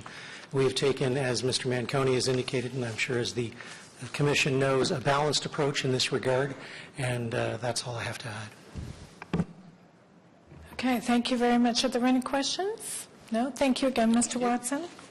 Seeing no questions, carried on the recommendations? Carried, thank you. Turning then to items number 5 and 6, which we are taken together, and they're the performance reports. Mr. Manconi, I'll turn the presentation over to you. Thank you, Madam Chair. Madam Chair, I just want to say a few words about the 2013 annual report, and also touches on my comments touch on the Q1 report. I know there's been some dialogue on ridership, and I want to say a few words about that also. Next slide. It's important that we highlight some key things that have been accomplished in 2013. The report speaks about, under the banner of service excellence, you did roll out successfully, we're now at 290,000 Presto cards. From the customer experience, we're seeing an increased use of our real-time arrival information. Those are investments that you've made in your system. And we fully deployed the double-decker buses, which I remind everyone saves $9 to $10 million a year. That makes our affordability lens work in many respects. Also, in terms of fares, you have implemented some of the lowest fare increases in recent history. The 1.9 in 2014 and the 2.5 in 2013 are examples of some of the lowest fare increases in years. And also, when you implemented Presto, that enables people to the customer experience to be flexible in terms of what pricing scheme they want to use that fits their travel patterns. In terms of customer satisfaction, again, the report, we remind everyone you had an 80% customer satisfaction rating. That's the highest since that survey has been done. And there is an increasing confidence level, again, some of the highest reports from the public of our great staff that do a great job. In terms of ridership, I know there's lots of questions about what's happening with ridership. Ridership is linked to employment. That exists. We're at, the 97.8 million customer trips. That's about 98% of the target that we had budgeted. And I think we would all agree that there's a lot of both private and public sector organizations that would be very happy to reporting to their Board of Governors that they achieved 98% of their sales or 97% of their sales targets. So, yes, it's a concern that ridership is down, but it is directly linked to employment levels. And it continues to track with the Ottawa-Gatineau employment reports that we've seen month over month. The federal government does continue to downsize, and we are seeing similar trends in other cities, and I'll speak to that in a moment.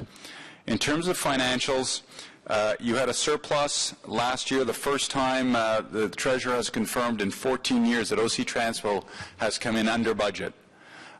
Your revenue versus cost sharing, 53%, and that is tracking to your goal of 55%. Again, that's what makes things like LRT and other things affordable in terms of when you apply that lens to the costs.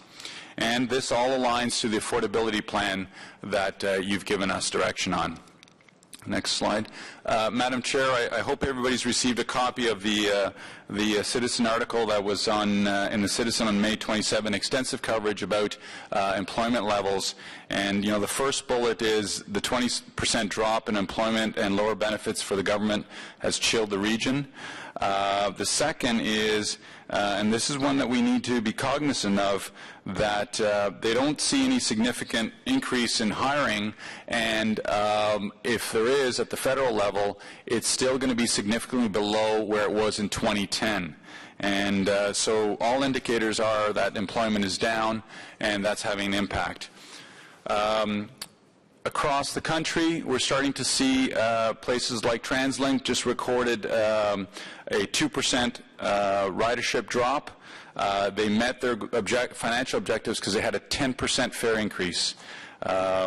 Halifax is down 5%, and STO has advised us, I don't have their numbers, but they're also experiencing a decrease. So it's happening in other jurisdictions across the country, and the key thing is that they're linking it to employment and other financial things that are going on in their communities.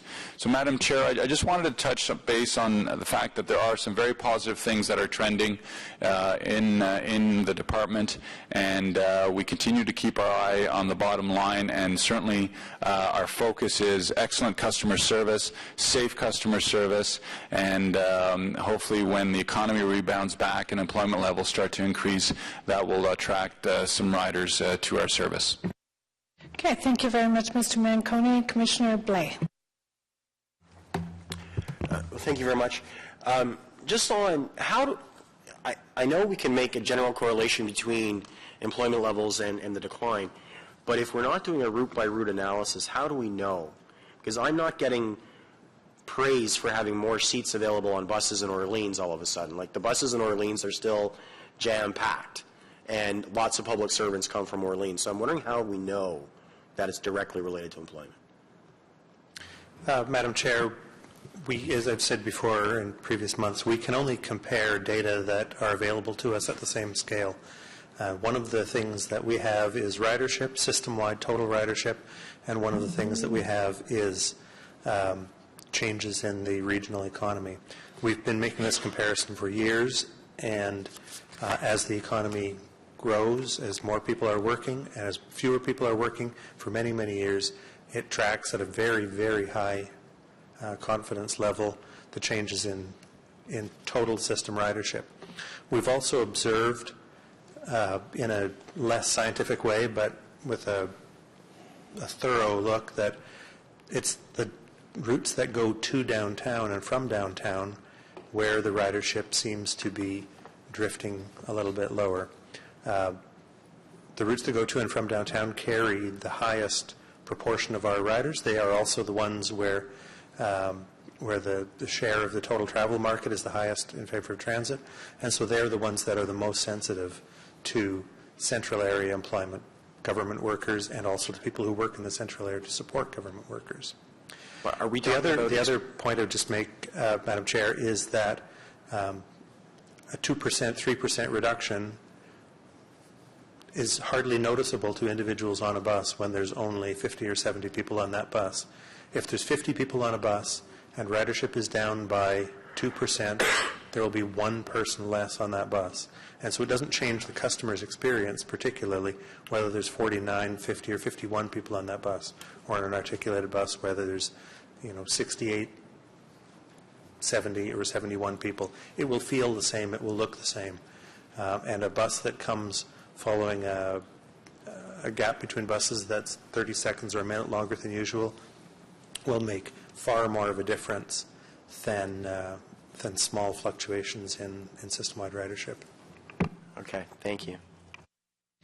Okay, thank you, Commissioner Blais. Commissioner Johnson. Yes, thank you, Madam Chair. As usual, I have a variety of questions. On Commissioner Johnson, just in the interest of time, we're going to lose quorum in 15 minutes. So if you could just bear that in mind, I'd appreciate it. We got 15 minutes.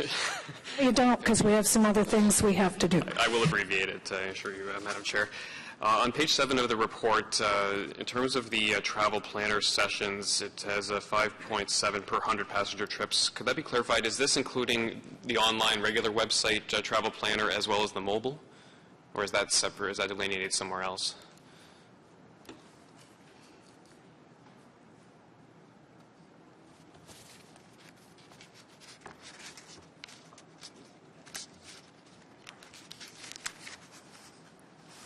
Madam Chair, that's all the sessions that are through any of the windows that customers have directly into the system. That does not include the people who phone into the call center and have a travel plan done for them. Okay, I might follow up offline on that.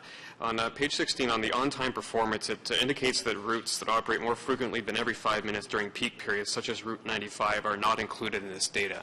I might have missed that earlier, but I hadn't realized that. I looked at some other schedules, and I think that Route 96 is the only other route that might fall into that.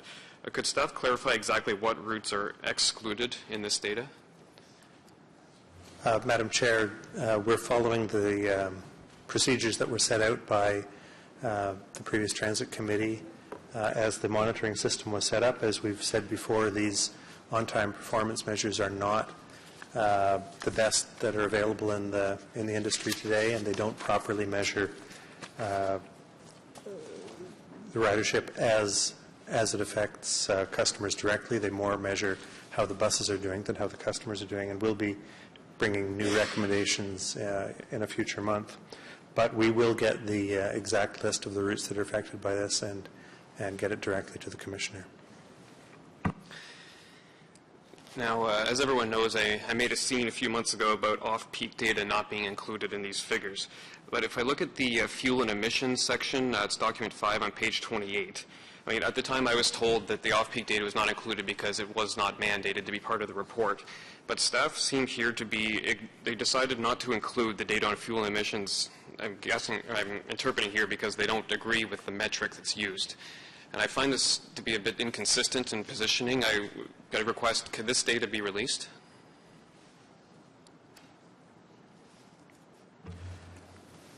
Madam Chair, the fuel consumption, emissions, and cost measures that were adopted by the Transit Committee a few years ago were all per vehicle kilometer. There's been important decisions taken by the Commission and Council in the last 3 years or so to carry customers at a lower cost by using more high-capacity vehicles. That means that the costs per customer trip have been going down. The costs per vehicle, because the vehicles are bigger and carry more people, don't track those economy measures. And we see the measures, and they aren't illustrative of the decisions that the Commission's made. And that's why we have chosen not to report them in this, because they don't paint a fair picture of the decisions you've made. I understand the reasoning, but if I look at the crime rate on page 26, there was a spike in 2012, and there was contextual information provided to explain why there was this change and how the metric might not be accurate. It doesn't seem quite fair that we should be picking and choosing which metrics which data we're going to include with which report and other reports based on our interpretation of how useful the data is. It seems to me if we're sticking to the on-peak limited selection of data for one section, we should be sticking to the agreed-upon metrics for the other section. Can this data be released? Madam Chair, I just want to comment on that. Actually, you just answered your own question, Commissioner. We are reporting on what the Commission gave us direction on. What Mr. Scrimgeour just told you is he can't report on what you originally approved. So we have noted in this thing that it's apples to bananas. If you want us to tell you about the banana story, we'll tell you the banana story, but we can't report on it.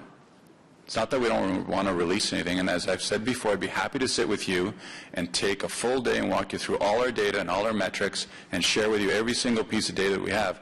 But I've instructed Mr. Scrimgeour, who's very busy, not to spend time doing and providing this Commission data that would mean nothing to you on this metric. So it's not about hiding anything. If you want to see the data, we can book a meeting and I'll walk you through the data. I will follow up on that. I'll make this the final question. Jumping on to document 6, special events.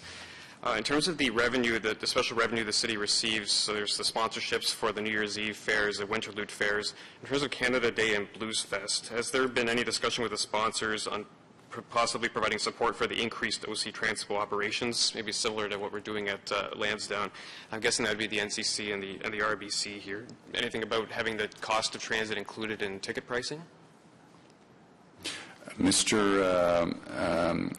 Pepper has reached out and continues to reach out to agencies and organizations looking for sponsorship opportunities, and it's a challenge. Everybody's looking for a sponsor, so we have not been able to secure anything more than what you see here. We have been innovative in working with our NCC partners, and so that's been somewhat helpful, but we continue to not be able to attract someone for a Canada Day sponsorship at this time. All right. I think I can leave my other questions. Thank you, Madam Chair. Thank you, Commissioner Johnson. Any further questions? Seeing none, received on reports 5 and 6? Received. Thank you. So moving then to notices of motion. Seeing none, we do have, Commissioner Kadri has a motion to suspend the rules for a timely matter. Commissioner Kadri. Thank you very much, Madam Chair. And just on the suspension, so is that item carried? Suspension of the rules? The suspension is just to reappoint onto a subcommittee a member of this committee, but it's the subcommittee needs to meet, and it's to replace Commissioner forgot his name. Crew. Sorry, me of all people forgot his name. How soon we forget. It's been a long day. Commissioner Crew on the subcommittee. So carried on the suspension? Okay, go ahead, Commissioner Kadri. Thank you very much, Madam Chair. And just read a couple of the whereases and then therefore be resolved. Whereas a motion was passed at the May 15, 2013 Transit Commission naming Chair Deans, Commissioner Hobbs, and Commissioner Crew as members of a working group in an effort to prepare and submit the Commission's input on that pending governance report based on the current terms of reference as well as the operational requirement of OC Transpo.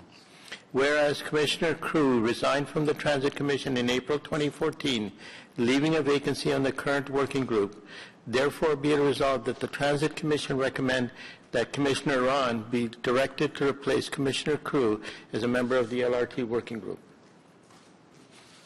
Carried on the recommendation? Carried. Carried. Thank you. Inquiries? Seeing none, other business? Adjourned. Thank you.